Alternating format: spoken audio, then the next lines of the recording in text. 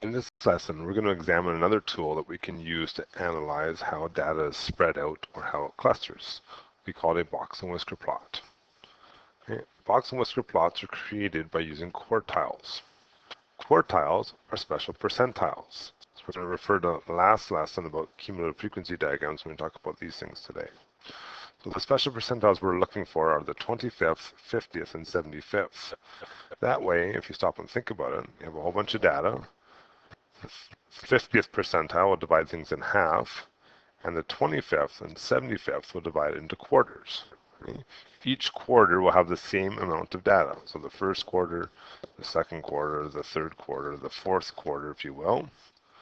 Okay? And we're going to divide those, as I said, by the quartiles. So we'll call this one Q1, Q2, and Q3. Okay? The Q2 can also be called your median, the halfway point. The distance between the 25th, Q1 and Q3, so this distance from here to here, is called our interquartile range. It tells us where the middle 50% of data falls. And that can be useful for us because we could have some really low data and some really high data, and it seems like the data is really spread out. If we talk about your range, you say, oh, there's a huge range, but the middle data might actually be within a small, narrow gap of each other. So those outliers, the things on the ends, might skew the data a lot, but the interquartile range, the middle 50%, generally is a better measure of where your data is falling. Okay, so we're going to call this our IQR from Q1 to Q3, the difference between them. Okay, we're going to analyze the box and whisker plot using the data from last lesson. So if you have your cumulative frequency diagram we made last lesson, it'll be handy. I'm going to use, mine looks like this. Okay, so this is my decibels of music that we looked at last time. We made that nice graph. Here's what we're going to do. Let's find the interquartile range for the music volumes from previous. So to do that, we need two things. We need Q1, which is 25% of our data. You might recall that we had 22 pieces of data. That was our last number. So I need 25% of that, which comes out to, what, 5.5. Reminder, this is where to look. So on our graph, we're going to find 5.5. We'll cross, we'll go down. We said, I think, about 78 decibels last time. New one, we're going to find Q3. So 75% of 22. So we got our calculator there. We're going to look that up. 16.5. And then we use our graph. And 16.5, so just above 16. Go across, go down. I'm going to say about, what's that, 97. Now, it's okay if we have slight differences. That's not the end of the world. Actually, a little bit more than that. Let's say about 100. It's okay to have slight differences, be within a range of each other. And as long as we're sort of within, I don't know, 4 or 5 values of each other, higher or lower, that's fine. We're reading off a graph. The graph I'm using isn't on graph paper. Yours is. Yours should be slightly more exact than mine, but it's the idea, right?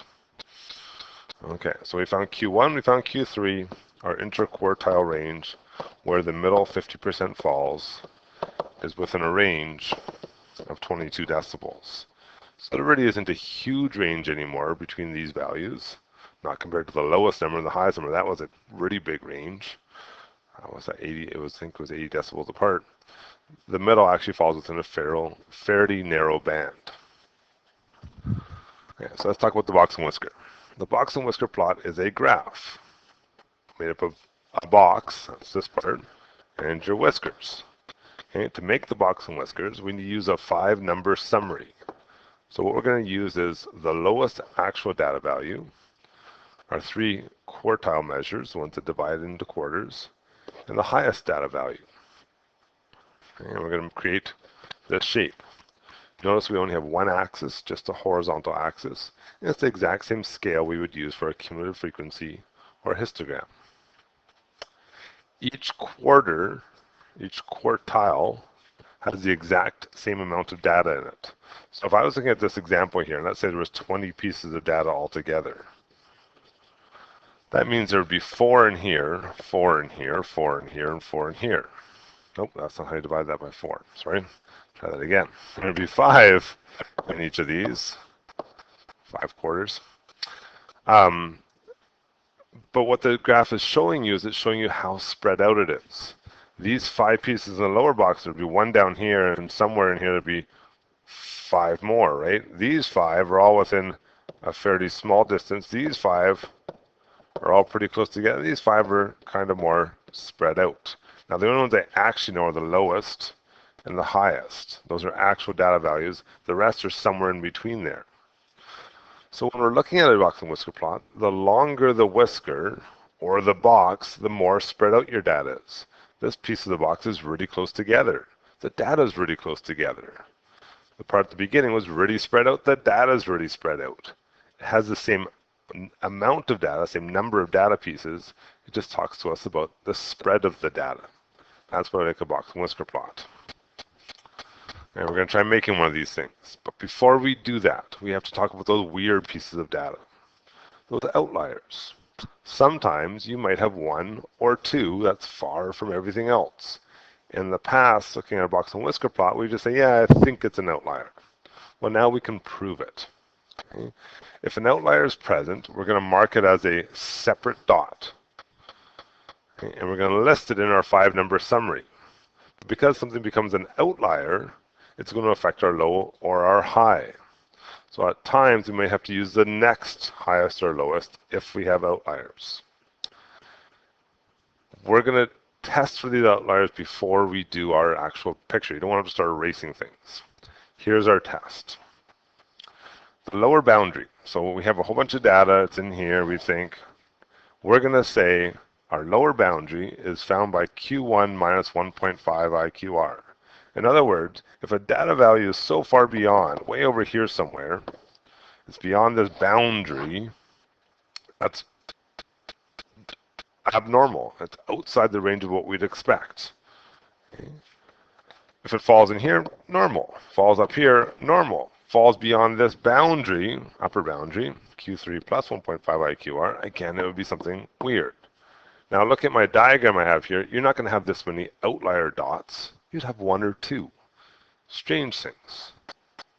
Okay, we're going to try this using our music data again. So same data. I'm not having to restart. Let's use our information from before. So my low boundary is Q1 minus 1.5 IQR. And we're going back to the data we had back here. Okay, so Q1 was 78 and Q3 was 100 and our IQR was 22. I'll write those down. 78 was Q1, Q3 was 100, and our IQR was 22. Okay, so for us, our lower boundary was 78 minus 1.5 times 22, follow BEDMAS, so we'll get 45. Anything below 45 is an outlier. So if we look at our raw data, and you have to go back to that lesson, look at your raw data now, so cumulative frequencies, go back and look at the data, we'll notice that we have the number 36. That's an outlier. It's a data value below 45, beyond the range of what's considered normal. And we're also going to test our high outliers. Our high outliers is Q3 plus 1.5 IQR. And make sure you're using Q3 this time. So we have 100 plus 1.5 times 22 gives us 133. Anything above this is an outlier. So if we again scan all the raw data, look at it, see if what our numbers look like, we notice that we don't have anything above 133. Okay, our highest piece of data was 115, so that's within normal. That's okay. We just don't have any high outliers. As I said earlier, you're not going to have more than 1 or 2. It would be strange. It just tells you your data is just more spread out, and that's okay. So what do we need next? We're going to make our 5-number summary.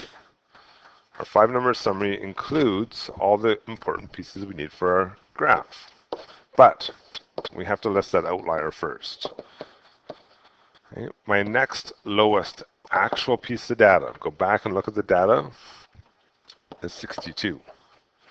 Okay, my Q1 we calculated 78. Our median, oh, don't have that yet. We need that. Let's go back to our graph. Our median is 50th percentile of our data. So we have to look at 11, about there. About there. I'm going to say that's about, what, 90-ish? Yeah, I need that. Okay, so all these numbers are coming off our cumulative frequency diagram. Q3 we said was 100. And the actual highest piece of data is 115. Here's all the numbers we're going to need for our box and whisker plot. To make it, grab your ruler.